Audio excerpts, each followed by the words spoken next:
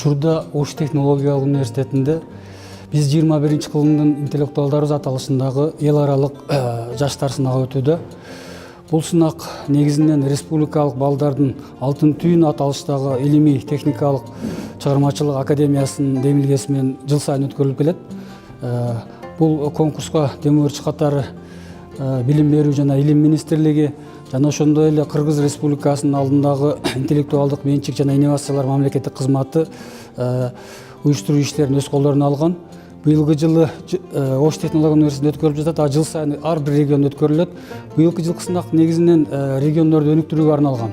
Эл аралык сынак болгон үчүн бул сынакка учурда Россия, Казакстан, Өзбекстан сыяктуу чет мамлекеттерден да делегациялар келип катышууда.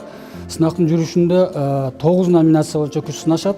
Алар бүгүнкү күндөгү илим жана техниканын алдыңкы багыттары жана ошондой эле шахмат боюнча дагы өз чеберчиликтерин көрсөтө алышат.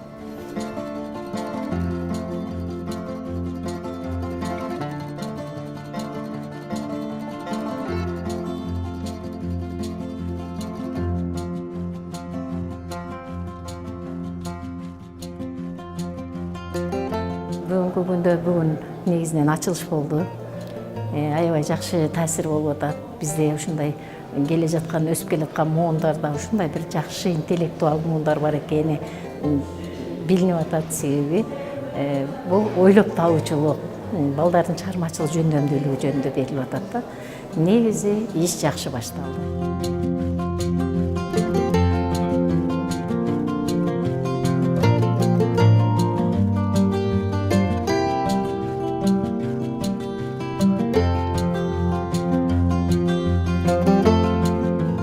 Саламатсызбы? 21-кылымдын интеллектуалдарына катышып жатабыз. Биз номер 7 Нариман мектебинен келдик. Атым Асан кызы Жазгул болот. Биздин проектибиз ветроэлектростанция деп аталат. Азыр өзүбүздүн очередибизди күтүп отурабыз. Буюрса жеңебиз. Жеңип чыккан окуучулар бул сынакта акчалай сыйлык жана интеллектуалдык менчиктин алтын фонду деп коет, алтын фондуна жазылып калат.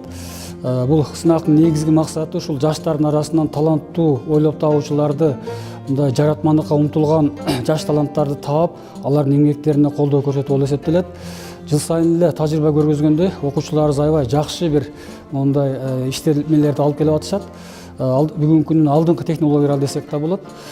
Айталык, учурда бизде бир эле секцияда 3 окуучунун жумушу эң мыкты деп табылды. Алардын бирөөсү мобилдүү электриканын жардамы менен баягы үй жумуштарын, күндүк жумуштарды аткаруу.